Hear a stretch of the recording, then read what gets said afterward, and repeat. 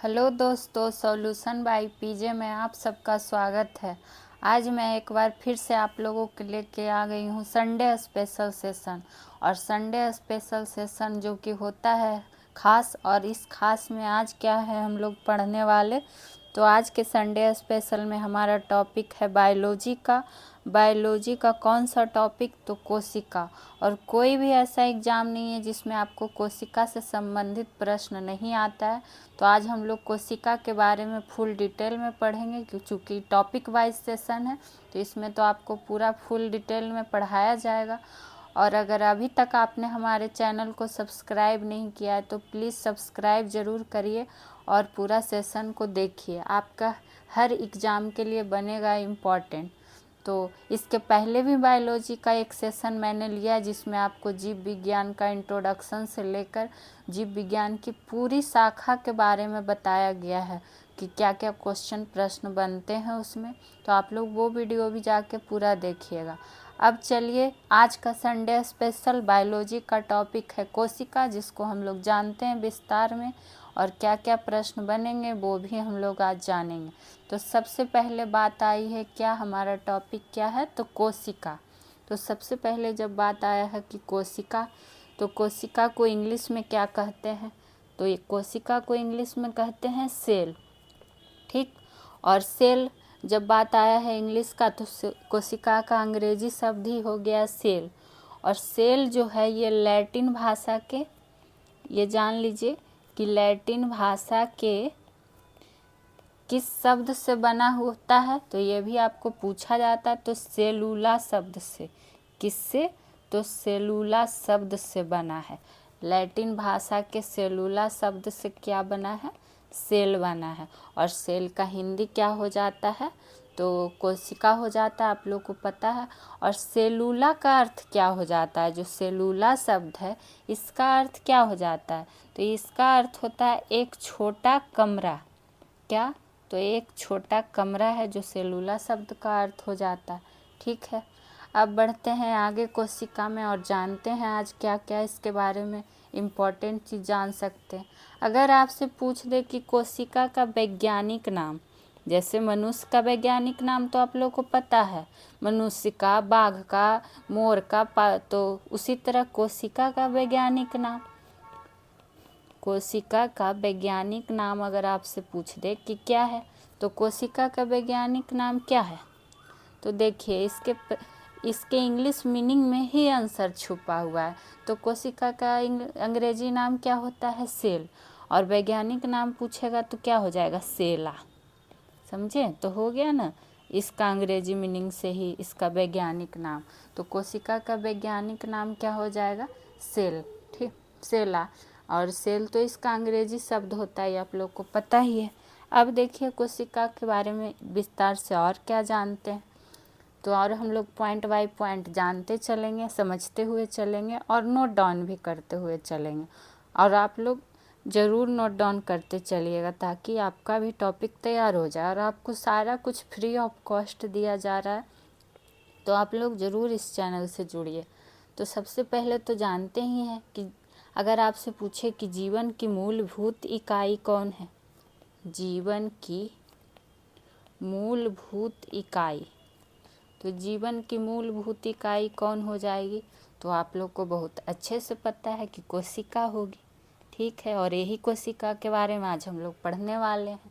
उसी तरह ये तो मूलभूत इकाई है ही, साथ ही साथ जीवन की सबसे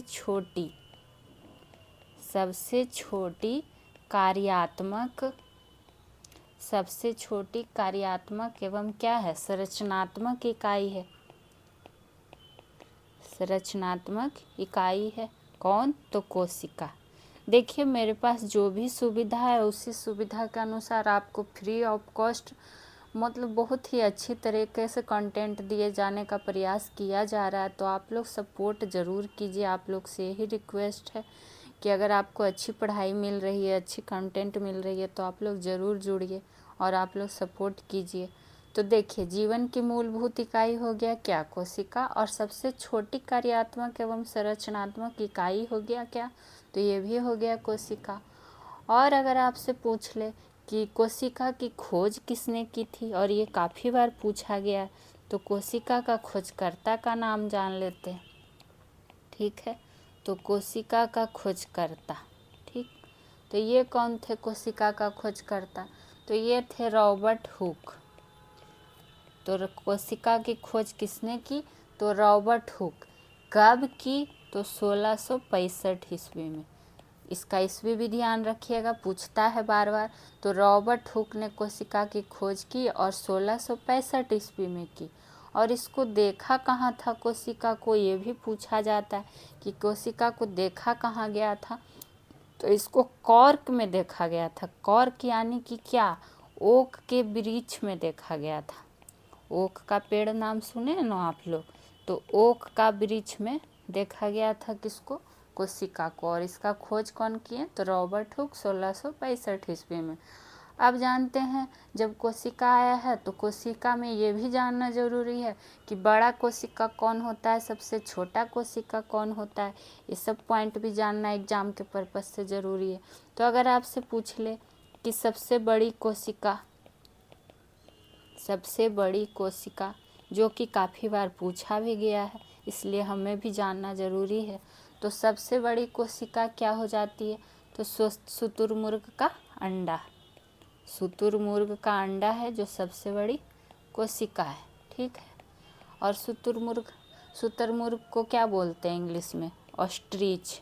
क्या बोलते हैं? ऑस्ट्रिच। और शुतुरमुर्ग का अंडा ही हो गया जो सबसे बड़ा क्या हो गया? कोशिका हो गया। ठीक है, और इसमें क्या जान सकते हैं? इसका माप पूछ दिया जाता है कभी कभी। तो माप क्या हो जाएगा? तो इसका माप हो जाता है 170 mm से कितना? 135 mm के बीच। ये बस ध्यान आप लोग रख सकते हैं। बाकी बस ये याद जरूर रखिए कि सबसे बड़ी कोशिका क्या है। ठीक, अब आइए सबसे छोटी कोशिका। जब बड़ा जान गए हैं तो छोटा भी जान लेते हैं। तो सबसे छोटी कोशिका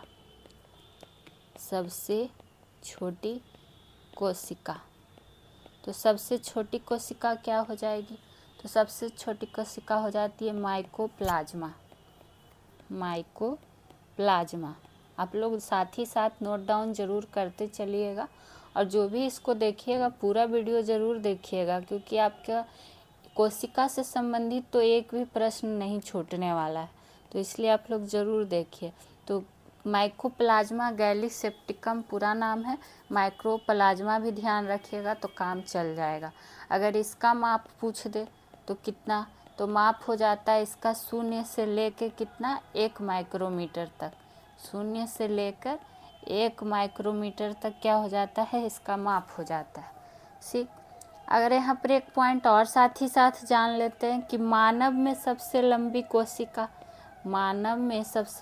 कोशिका अगर पूछ दे तो मानव में सबसे, चूँकि कोशिका का बात आया है तो साथ ही साथ इसको भी तो जानना ज़रूरी है।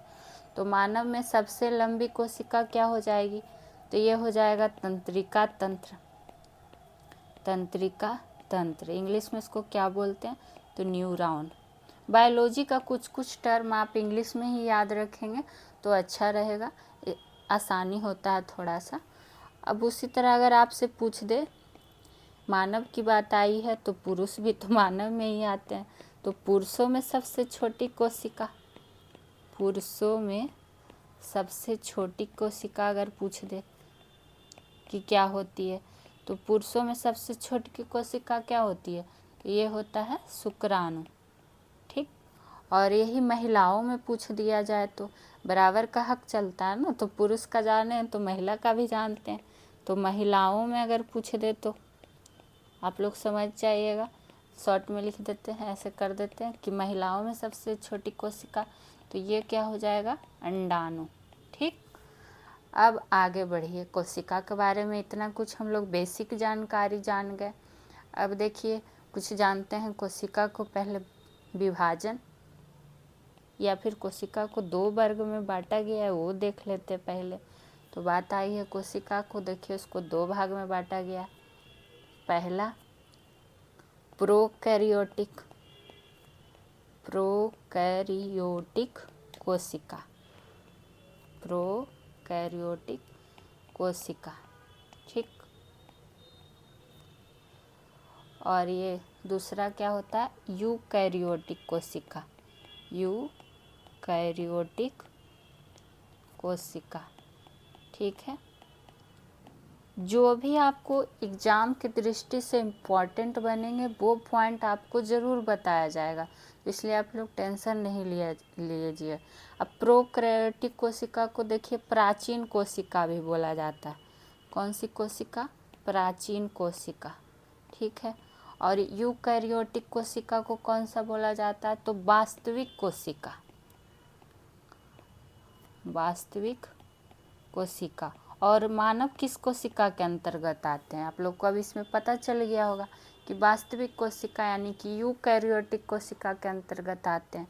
और इसमें प्रोकैरियोटिक का देखिए एग्जाम्पल आपसे बार बार एग्जाम में पूछा जाता है कि कौन सा प्रोकैरियोटिक कोशिका होंगे या फिर यूकैरियोटिक कोशिका होंगे, ठीक।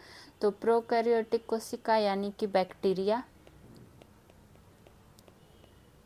बैक्टीरिया हो गया, या फिर कह लीजिए तो नील हरित शैवाल हो गया। ये दोनों एग्जाम्पल काफ़ी बार पूछा गया है। तो नील हरित शैवाल और बैक्टीरिया किसके अंतर्गत आ जाएंगे, प्रोकैरियोटिक कोशिका के। यू मतलब होता क्या है, तुम, और तुम किसको बोलेंगे, इंसान के अंतर्गत बात होता है तो आप तुम, तो हम लोग किस में आते हैं, यूकैरियोटिक में आ जाते हैं।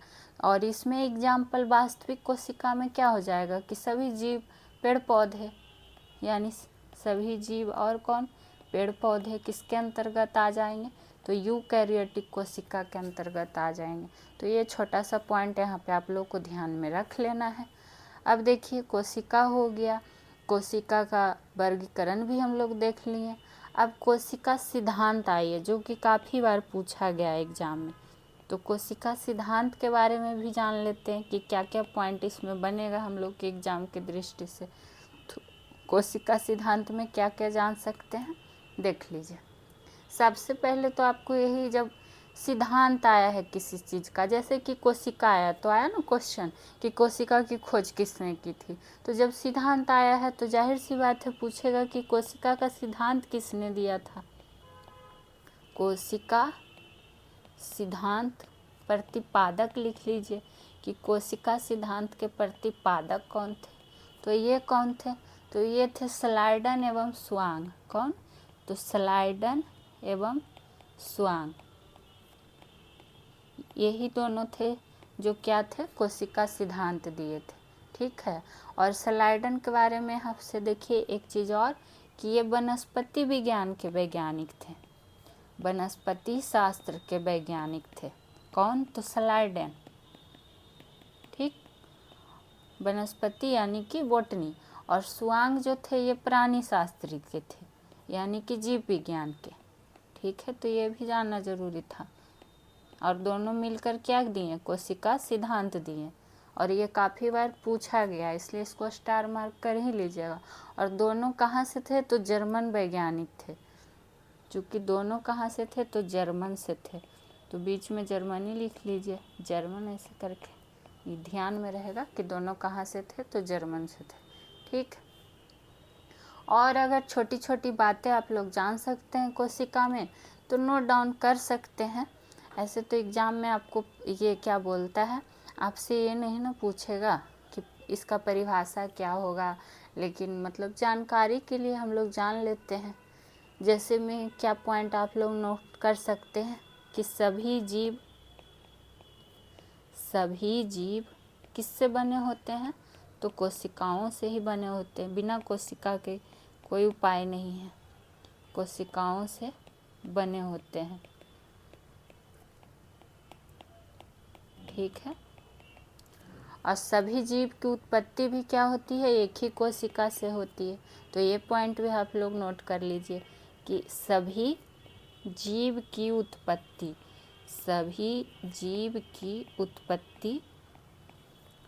एक कोशिका से होती है, एक कोशिका से होती है। और चूँकि हम लोग पहले ही जान चुके हैं कि कोशिका क्या है, जीवन की मूलभूत इकाई है, तो जाहिर सी बात है कि उत्पत्ति भी तो कोशिका से ही होगी और सभी जीव कोशिकाओं से ही बने होंगे, ये तो पहले से ही हम लोग को और इसमें एक पॉइंट क्या नोट कर सकते हैं जो हमारी जानकारी के लिए ज़रूरी है कि कोशिका में क्या होता है, केंद्रक कोशिका के अंदर। तो कोशिका में उपस्थित केंद्रक, ठीक, केंद्रक के द्वारा ही सभी कार्यों को नियंत्रित किया जाता है। कोई न कोई तो किसी को नियंत्रित करने वाला हेड रहता ही है। जैसे हम लोग कुछ मुख्य काम करने जाते हैं तो किससे परमिशन लेते हैं, किसका सलाह लेना ज़रूरी समझते हैं, माता पिता का। तो उसी तरह कोशिका में जो उपस्थित केंद्रक होता है उसके द्वारा सभी कार्यों को क्या किया जाता है, नियंत्रित किया जाता है, नियंत्रित किया जाता है। और ये पॉइंट भी आपके लिए काफ़ी इम्पॉर्टेंट है। किसी भी पॉइंट को आप हल्के में मत लीजिए। जब आपको बारीकी से पढ़ाया जा रहा है और फ्री ऑफ कॉस्ट दिया जा रहा है तो आप लोग अच्छे से पढ़िए, ठीक है। अब कोशिका को देखिए, यहाँ भी दो प्रकार से बांट लिया जाता है, जैसे जीव के आधार पर कि एक कोशिकीय जीव, बहुकोशिकीय जीव। तो देखिए ऐसे करके लिख लीजिए कि जीव के आधार पर, तो जीव के आधार पर पहला तो एक कोशिकीय जीव, एक कोशिकीय जीव, और दूसरा बहुकोशिकीय जीव, बहुकोशिकीय जीव, ठीक। जीव के आधार पर हो गया ये वर्णन। देखिए यहाँ पे कोशिकीय जीव की जब बात करते हैं तो आपको देखिए इसका सेंटेंस से ही पता चल रहा है, नाम से ही, कि क्या होगा। एक मतलब क्या होता है, एक कोशिकी यानी जिसमें एक कोशिका हो, वो वाला जीव क्या हो जाएगा, एक कोशिकीय जीव होगा। अब बहु मतलब क्या होता है, बहुत सारा, तो बहुकोशिकीय जीव। तो बस आपको इसमें एग्जाम्पल कुछ याद रख लेना है जो मेन कि एक कोशिकीय जीव के अंतर्गत क्या आते हैं, जो कि बार बार पूछा जाता है। तो जैसे अगर आपसे पूछ दे अमीबा,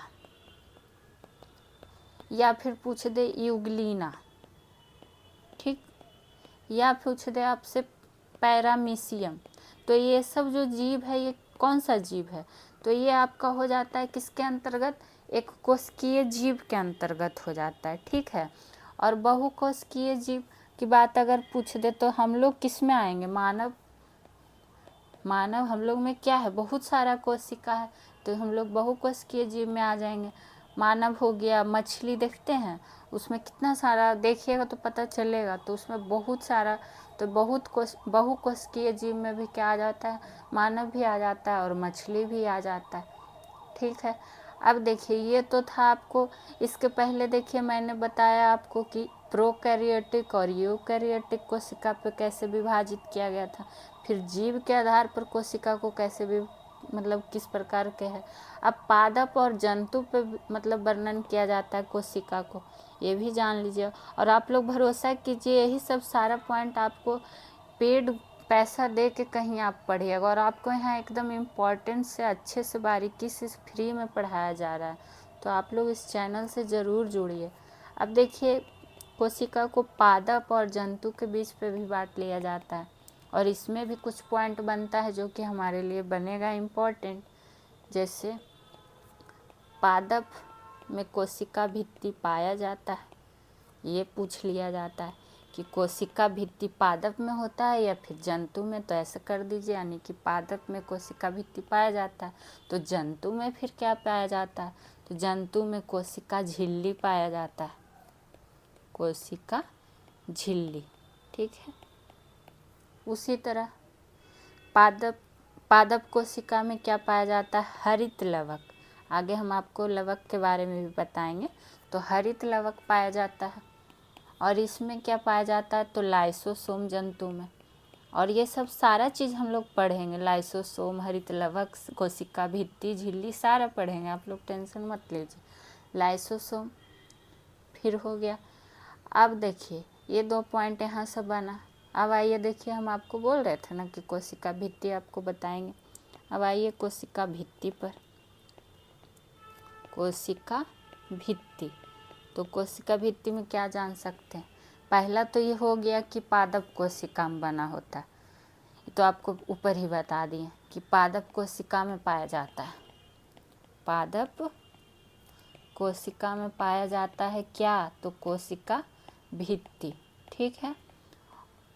और ये पूछा जाता है क्वेश्चन कि जो कोशिका भित्ति होती है वो किसकी बनी होती है, ये काफ़ी बार पूछा गया है।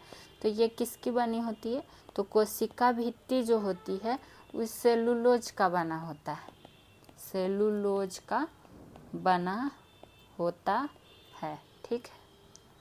इससे होता क्या है कोशिका भित्ति से, तो कोशिका को निश्चित आकार मिलता है। क्या मिलता है, तो कोशिका को निश्चित आकार किससे मिलता है, तो कोशिका भित्ति से ही मिलता है, निश्चित आकार मिलता है, ठीक है। अब कोशिका भित्ति जान गए तो कोशिका झिल्ली भी जान लेते हैं कि कोशिका झिल्ली क्या है, तो कोशिका झिल्ली,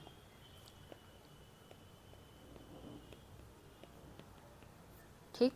अब कोशिका झिल्ली में क्या जान सकते हैं, तो ये क्या होता है कि जंतु कोशिका में पाया जाता है, ये आपको पहले भी बता चुके ऊपर। तो जंतु कोशिका के चारों तरफ जंतु कोशिका के चारों तरफ मतलब क्या रहता है, महीन या बारीक पारदर्शक रूप में पाया जाता है, ठीक है। पारदर्शक झिल्ली के रूप में क्या पाया जाता है, कोशिका झिल्ली, ठीक है। और इसका कार्य क्या हो जाता है, जैसे वो कोशिका भित्ति क्या करता है, कोशिका को निश्चित आकार प्रदान करता है। तो कोशिका झिल्ली क्या करता है, तो कोशिका झिल्ली क्या करता है कि कोशिका से बाहर जाने वाले पदार्थों का, यानी कि कोशिका से बाहर जाने वाले पदार्थों का क्या करता है, चयन करता है, पदार्थों का चयन करता है। कौन, तो कोशिका झिल्ली, ठीक है। अब आगे बढ़िएगा तो और क्या पॉइंट बनता है जो आपको कि पढ़ना है। कोशिका की झिल्ली के अंदर ही जब आया है कोशिका झिल्ली, तो कोशिका झिल्ली के अंदर ही मतलब गाढ़ा लसलसा पारभासी रूप में क्या पाया जाता है, जीव द्रव्य। तो जीव द्रव्य पढ़ लेते हैं, जीव द्रव्य ये कोशिका के झिल्ली के अंदर ही रहता है। बस आपको उसको बताएं कि मतलब इसमें 80% जल पाया जाता है और गाढ़ा रहेगा, लसलसा पारभासी और वजन युक्त पदार्थ होता है जीव द्रव्य। लेकिन इससे ये तो हम लोग हुआ इसके बारे में जानकारी, प्रश्न क्या बनता है जीव द्रव्य से वो जान लेते हैं। तो अगर पूछ ले कि जीव द्रव्य का नामकरण किसने किया था, उस वैज्ञानिक का नाम, तो नामकरण किसने किया था, तो पुरकिंजे। कौन किंजे, तो पुरकिंजे ने किया था इसका जीव द्रव्य का क्या नामकरण, ठीक है। और ये भी जीवन का भौतिक आधार है। इसमें आपसे एक क्वेश्चन और पूछा जाता है कि जीव द्रव्य में अकार्बनिक और कार्बनिक का आपसे रेशियो पूछ लिया जाता है कि जीव द्रव्य में अकार्बनिक और कार्बनिक का रेशियो क्या होता है। तो ये ज़रूर ध्यान रखिएगा, 81 अनुपात कितना होता है, 19 होता है। और ये आप लोग बहुत ज़रूर ध्यान रखिएगा, ठीक है। तो ये था जीव द्रव्य के बारे में छोटी सी जानकारी। इसके बाद हम लोग आ जाइए किसमें, माइटोकॉन्ड्रिया। जो कोशिका में मेन पॉइंट है वो आपको एग्ज़ाम के पर्पज़ से जो भी इम्पोर्टेंट है ज़रूर से ज़रूर बताया जाएगा, और वो भी अच्छे से, ना कि आप लोग को सिर्फ ऐसे ही नहीं, डिटेल में बताया जा रहा है और इम्पोर्टेंट ही बताया जा रहा है। तो माइटोकॉन्ड्रिया के बारे में अगर आपसे पूछ ले, तो अगर इसका पूछे कि नामकरण किसने किया था सबसे पहले, जैसे जीव द्रव्य का नामकरण किसने किया, तो पुरकिंजे ने, उसी तरह माइटोकॉन्ड्रिया का नामकरण किसने किया, तो अल्टमैन ने। किसने, अल्टमैन ने। अब देखिए कन्फ्यूजन क्या होता है, ये नामकरण किया, ठीक है। और अगर आपसे पूछे कि सबसे पहले माइटोकॉन्ड्रिया को किसने देखा, सबसे पहले किसने देखा माइटोकॉन्ड्रिया को, तो किसने देखा, तो ये देखा था, रुक जाइए 1 मिनट, नामकरण, हाँ आपको ऊपर में हम नामकरण न बताए हैं, रुक जाइए हमसे ही मिस्टेक हो गया, ध्यान नहीं दिया थोड़ा सा। अगर आपसे पूछे कि माइटोकॉन्ड्रिया का नामकरण किसने किया था, ठीक है, तो जब माइटोकॉन्ड्रिया का नामकरण पूछेगा तो बेंडा हो जाएगा, क्या हो जाएगा, बेंडाई नाम ध्यान में रखिएगा। लेकिन अगर आपसे पूछे कि माइटोकॉन्ड्रिया को सबसे पहले देखा किसने था, तब आंसर क्या हो जाएगा, अल्टमैन। इसलिए ध्यान में रखिएगा कि नाम कौन दिया और देखा कौन, दोनों क्वेश्चन में हो जाता है अंतर। और सबसे ज़्यादा माइटोकॉन्ड्रिया से क्या पूछा गया है ये जानते हैं। तो ये सबसे ज़्यादा क्या पूछा गया कि इसको कोशिका का ऊर्जा गृह या रसोई घर किसे कहा जाता है। तो कोशिका का या पावर हाउस, बहुत कुछ इंग्लिश में इसको पावर हाउस लिख दीजिए कि कोशिका का पावर हाउस या ऊर्जा गृह किसे कहा जाता है। तो कोशिका का ऊर्जा गृह किसे कहा जाता है, तो माइटोकॉन्ड्रिया को ही कहा जाता है। ठीक है। और ये क्या करता है माइटोकॉन्ड्रिया, एटीपी का निर्माण करता है, एटीपी का निर्माण करता है। ठीक है। और एटीपी का निर्माण करता है, भोजन का ऑक्सीकरण करता है, ये सब सारा माइटोकॉन्ड्रिया का ही काम है। अगर एटीपी का फुल फॉर्म आपसे पूछ दे तो वो भी ध्यान में रखिए, एडिनोसाइन ट्राईफॉस्फेट। ठीक है, ये इसका क्या है, तो इसका फुल फॉर्म हो जाएगा।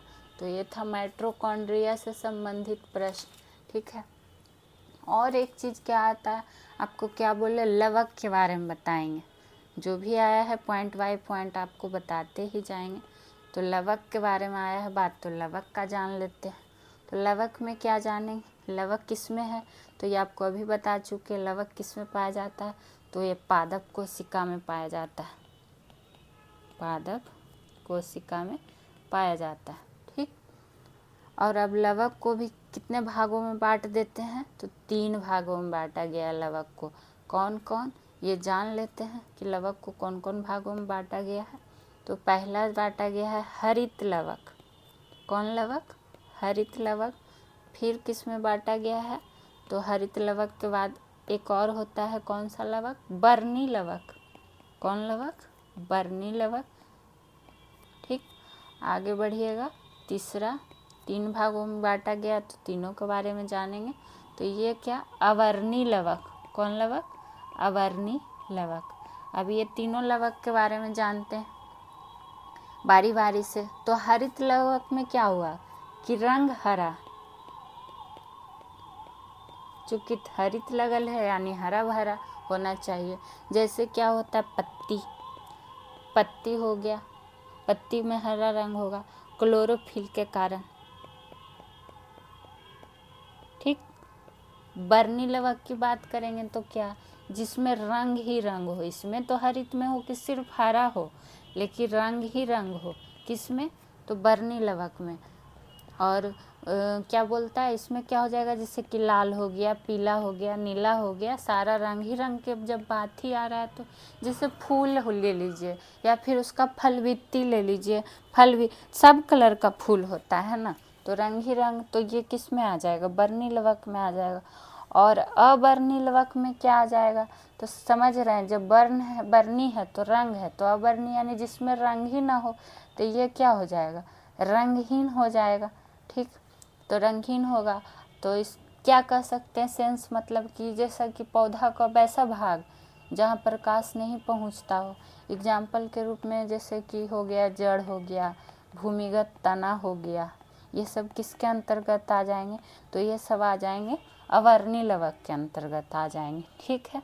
तो देखिए आपको क्या बताए थे, यहाँ पे हम कोशिका भित्ति आपको बता चुके, कोशिका झिल्ली आपको बता चुके, हरित लवक आपको बता चुके। अब लास्ट कौन बच गया, लाइसोसोम। तो अब लाइसोसोम के बारे में भी जान लेते हैं कि इससे क्या क्या प्रश्न बनता है। तो हेडिंग में देखिए लाइसोसोम। और आप लोग से एक रिक्वेस्ट है कि आप लोग देखिए इस चैनल से ज़रूर जुड़िए, सब्सक्राइब कीजिए, शेयर कीजिए। आप किसी भी एग्ज़ाम की तैयारी कर रहे हैं तो पढ़िए, आपको रेगुलर सेशन भी मिल रहा है टॉप 10 प्रश्नों का, हर विषय का, प्लस आपको टॉपिक वाइज भी सारा फ्री ऑफ कॉस्ट दिया जा रहा है। तो आप लोग को पढ़ना है, सपोर्ट करना है। और आप लोग को इस सेशन से संबंधित अगर कोई प्रश्न हो तो ज़रूर कीजिएगा, जो भी आप लोग के लिए अच्छा हो सकता है हम और भी अच्छा करेंगे। तो लाइसोसोम की जब बात आई है तो सबसे पहले खोजकर्ता जानते हैं कि लाइसोसोम के खोजकर्ता का नाम पूछ लिया जाता है। तो ये कौन थे? तो डी डुवे। कौन डुवे? तो डी डुवे। ठीक। और ये क्या करता है कि जैविक क्रिया की गति को बढ़ाता है, फिर विभिन्न पदार्थों का पाचन भी करता है। तो ये सब लिखना नहीं है, जानकारी के लिए जानिए, जो मेन पॉइंट है वही लिखना है। और आपको पता ही होगा कि इसमें बहुत सारा हानिकारक एंजाइम पाया जाता है, इसलिए इसको क्या कह दिया जाता है कि अगर आपसे पूछ ले कि आत्महत्या की थैली किसे कहा जाता है, लाइसोसोम में आत्महत्या की थैली की संज्ञा किसे दी गई है, आपको पता ही होगा। तो आत्महत्या की थैली किसे कहा गया? तो ये किसे कहा गया? लाइसोसोम को। तो 2 पॉइंट यहाँ ध्यान रख लीजिए कि लाइसोसोम का खोजकर्ता कौन था और आत्महत्या की थैली का किसे कहा जाता है। तो ये लाइसोसोम को। बाकी तो आपको बता ही दिए कि इसका क्या काम होता है। इसके बाद अगर और क्या रह गया, तो राइबोसोम। ये सब इम्पॉर्टेंट हैं, इसलिए आपको जानना ज़रूरी है। अब राइबोसोम से क्या प्रश्न बनता है? तो इसका भी सबसे पहले तो खोजकर्ता जान लीजिए। तो खोजकर्ता कौन हो जाएंगे? पैलाडे। कौन लाडे? तो पैलाडे। ठीक। और ये क्या होता है? आरएनए। और राइबोसोम जो होता है आरएनए एवं प्रोटीन से बना होता है, राइबोन्यूक्लिक एसिड, और किससे? प्रोटीन से बना होता है, प्रोटीन से बने होते हैं। ठीक है। और इसका काम क्या है? राइबोसोम का मेनली काम जो है वो ज़रूर ध्यान रखिए कि अगर आपसे पूछे कि राइबोसोम का मुख्य कार्य क्या है, तो राइबोसोम का मुख्य कार्य क्या है? प्रोटीन का निर्माण करना। प्रोटीन का निर्माण करना। और आप लोग को पता है कि नहीं कि राष्ट्रीय प्रोटीन दिवस भी मनाया जाता है। और राष्ट्रीय प्रोटीन दिवस कब मनाया जाता है? तो 27 फरवरी को। और ये क्वेश्चन भी आपसे पूछा जाता है, इसलिए जब प्रोटीन आया तो बता दिए। और एक पॉइंट यहाँ पे और ध्यान रखिए कि राइबोसोम को, किसको? तो राइबोसोम को क्या कहा जाता है? तो प्रोटीन का फैक्ट्री कहा जाता है। चूँकि ये प्रोटीन का निर्माण ही करता है, इसलिए इसको राइबोसोम को क्या कहा जाता है? प्रोटीन का फैक्ट्री कहा जाता है। और ये क्वेश्चन काफ़ी बार पूछा गया है, तो आप लोग इसको ज़रूर ध्यान में रखिएगा। और क्या जान सकते हैं अब? और इसमें कोशिका में देखिए, आगे बढ़िएगा तो आपको क्या पढ़ना है? तारकाय। तारकाय यानी कि सेंट्रोसोम। ठीक। सेंट्रोसोम। ठीक। अब इसमें क्या जान सकते हैं? नॉर्मली जो 1-2 पॉइंट है। सबसे तो ये कोशिका विभाजन में सहायता करता है, तारकाय या सेंट्रोसोम। किस में सहायता करता है? तो कोशिका विभाजन में सहायता करता है। ठीक है। और इसका खोजकर्ता अगर आपसे पूछ ले कि तारकाय का खोजकर्ता, तो कौन? तो बोबेरी। कौन? बोबेरी। जो पॉइंट लगेगा कि आपको बताना है ज़रूर बताएंगे, तो आप लोग टेंशन नहीं लीजिएगा। अब इसमें और आगे बढ़िएगा तो जो एग्ज़ाम के पर्पज़ से आता है, गुणसूत्र। ठीक।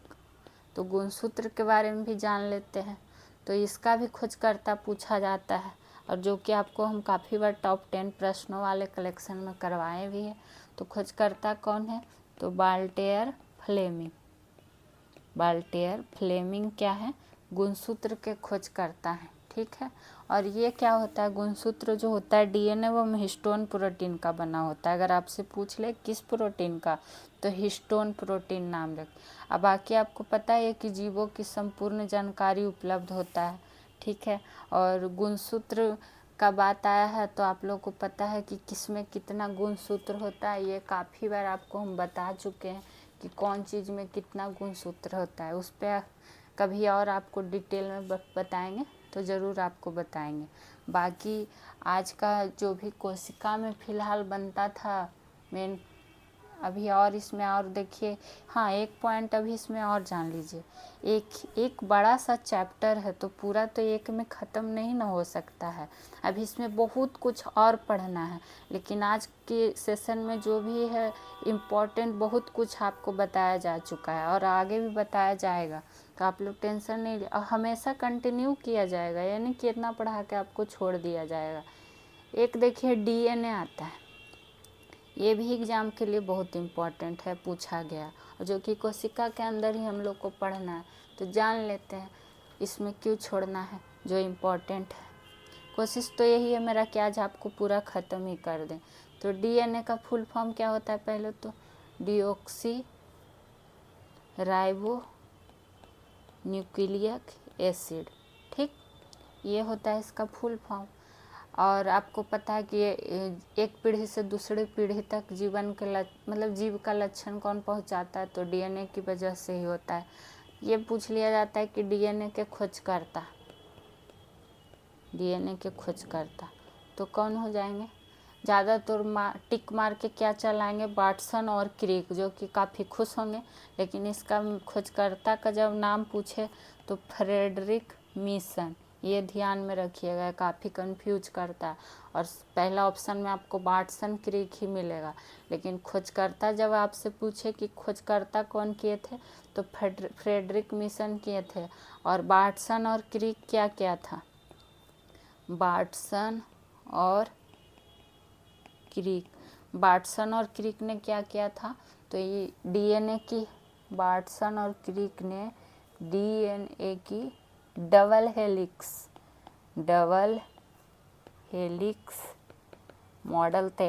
मॉडल का प्रस्ताव तैयार किया था, या फिर डबल हेलिक्स मॉडल को तैयार किया था। ये चीज़ कंफ्यूज बहुत करता है एग्जाम में, इसलिए इस पॉइंट को ज़रूर ध्यान रखिएगा कि खोजकर्ता तो फ्रेडरिक मिशन, लेकिन द्विकुंडलित मॉडल या फिर डबल हेलिक्स कौन किया था तैयार, तो ये आपका हो जाएगा कौन, वाटसन और क्रिक, ठीक।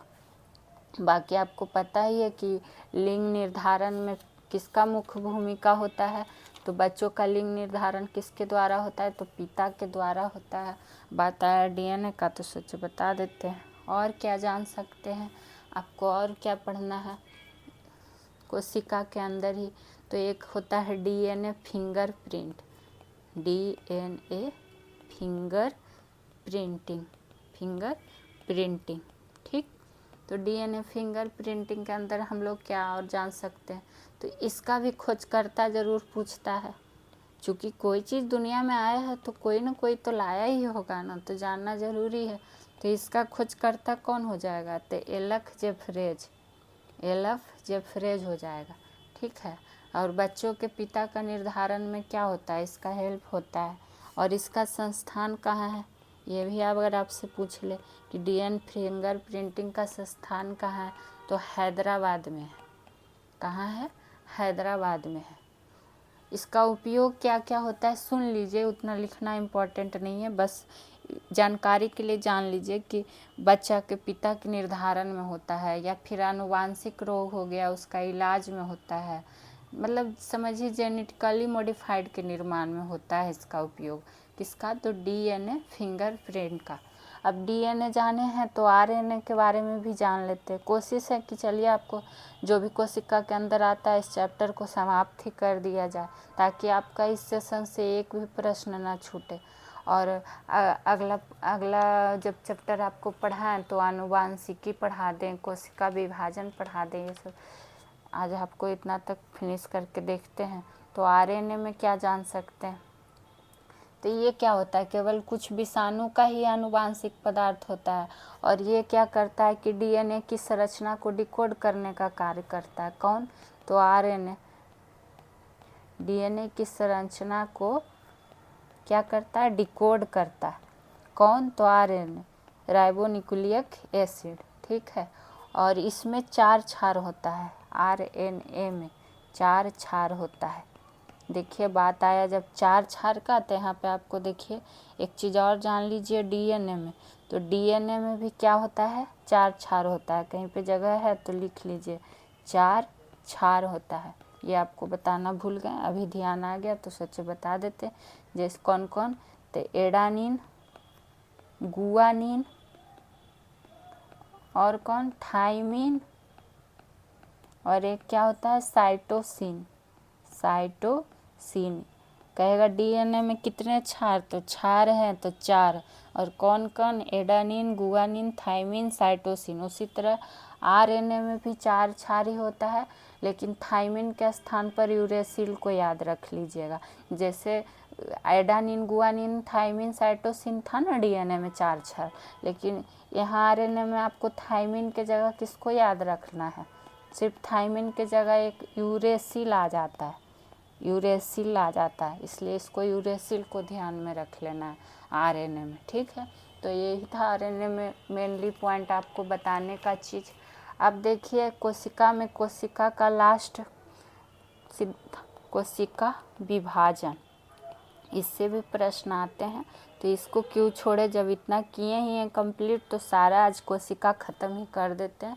उसके बाद अगला चैप्टर आपको कभी बायोलॉजी का सेशन होगा तो आनुवांशिकी से स्टार्ट कर देंगे, आनुवांशिकी आपको पढ़ाएंगे, टॉपिक वाइज आपको पढ़ाते हुए चलेंगे।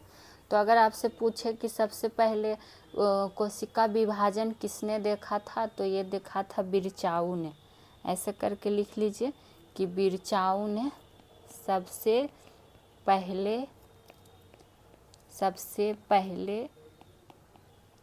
कोशिका विभाजन देखा था। ठीक है, किसने, तो बिरचाऊ ने। ये क्वेश्चन काफ़ी बार पूछा गया है। और विभाजन 3 प्रकार से कौन कौन, तो एक असूत्री विभाजन, असूत्री विभाजन। ठीक, बस जानकारी के लिए आपको बता रहे हैं, ऐसा इस सब से कुछ खास प्रश्न नहीं बनता है, बस पूछ लेगा कितना विभाजन। एक होता है समसूत्री विभाजन। चूँकि आपको 1 लाइनर प्रश्न के लिए पढ़ना है तो जो भी डिटेल जिसमें बनता था वो आपको हम बताए ही, तो आपको यहाँ कराया क्या जाता है, इम्पॉर्टेंट प्रश्नों का ही कलेक्शन कराया जाता। तो जहाँ लगेगा कि आपको बताना ज़रूरी है वहाँ ज़रूर बताएंगे। तो अर्धसूत्री विभाजन, यही तीनों विभाजन होता। ठीक है, और बारी बारी से आपको बता देते हैं जानकारी के लिए। असूत्री विभाजन में अगर आपसे एग्जाम्पल के रूप में पूछ दे, ठीक, तो जान लीजिए एग्जाम्पल के रूप में किस कौन कौन आता है। जैसे एक नील हरित शैवाल, ठीक, नील हरित शैवाल, और इसमें भी कौन, तो प्रोटोजोआ। कौन जोआ, तो प्रोटोजोआ। ठीक, और समसूत्री विभाजन का अगर बात करिए तो समसूत्री विभाजन क्या करता है, शरीर का समझिए कि मरम्मत करता है, यानी कि शरीर के वृद्धि और विकास में सहायता कौन करेगा, तो समसूत्री विभाजन। तो एक लाइन बस यहाँ पर ये लिख लीजिए कि शरीर की वृद्धि और विभाजन में सहायक, सॉरी विभाजन नहीं विकास, विभाजन तो पढ़ ही रहे हैं, विकास में सहायक कौन करता है, तो ये समसूत्री विभाजन होता है। ठीक, उसी तरह अर्धसूत्री विभाजन में क्या जान सकते हैं, तो इसमें क्या होता है, शुक्राणु और अंडाणु का निर्माण होता है। शुक्राणु और अंडाणु का निर्माण होता है, किसका, अंडाणु का निर्माण। यही आपसे पूछ लेगा कि शुक्राणु और अंडाणु का निर्माण किस विभाजन में होता है, तो ये आपका किस में होता है, अर्धसूत्री विभाजन में होता है। ठीक है, और इसमें गुणसूत्र की संख्या आधा हो जाता है। अर्धसूत्री विभाजन में गुणसूत्र की संख्या पूछेगा, गुणसूत्र की संख्या आधी किस में हो जाती है, तो ये किस में हो जाती है, तो अर्धसूत्री विभाजन में हो जाती है। ठीक है, ये पॉइंट आप लोग ध्यान जरूर रख लीजिएगा और स्टार मार्क भी इसको कर लीजिएगा। ठीक, ये गुणसूत्र का, इसलिए इसको न्यूनकारी विभाजन भी नाम दिया जाता है। कहीं कहीं पे आपको लिख देगा न्यूनकारी विभाजन। ठीक, चूँकि कम हो जाता है, आधा हो जाता है। तो देखिए आपका आज कोशिका चैप्टर हम समाप्त ही कर दिए।